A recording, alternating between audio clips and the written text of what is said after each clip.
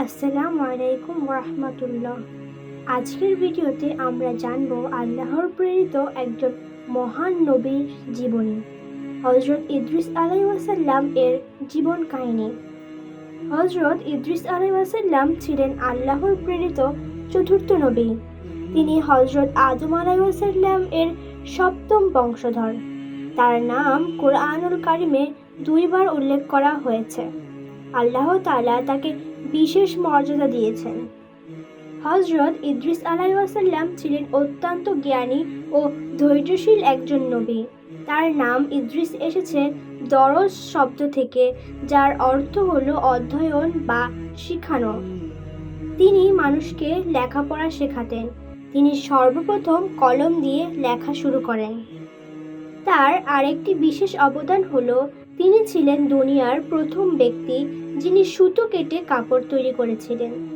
এর আগে মানুষ কেবল পশুর চামড়া দিয়েই কাপড় বানাতো।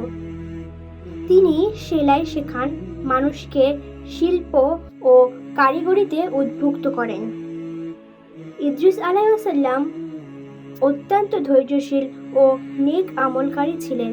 তিনি দিন-রাত আল্লাহর ইবাদতে মগ্ন থাকতেন, মানুষকে এক আল্লাহর ইবাদত করতে আহ্বান করতেন।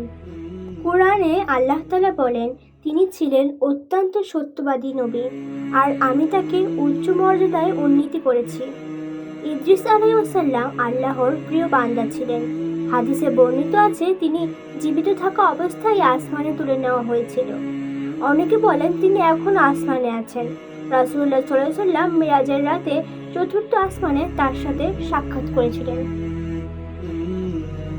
হযরত ইদ্রিস আলাইহিসসালাম এর জীবনী থেকে আমরা যা শিখতে পারি: জ্ঞান অর্জন ও জ্ঞান বিতরণ করা আল্লাহর কাছে প্রিয়।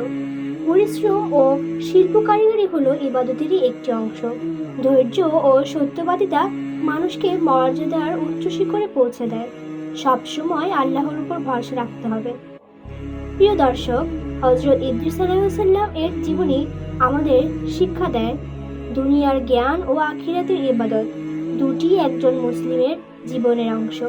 আল্লাহ আমাদের সবাইকে হযরত ইদ্রিস আলাইহিসসালাম এর মতো সত্যবাদী ও ধৈর্যশীল বান্দা হওয়ার তৌফিক দিন।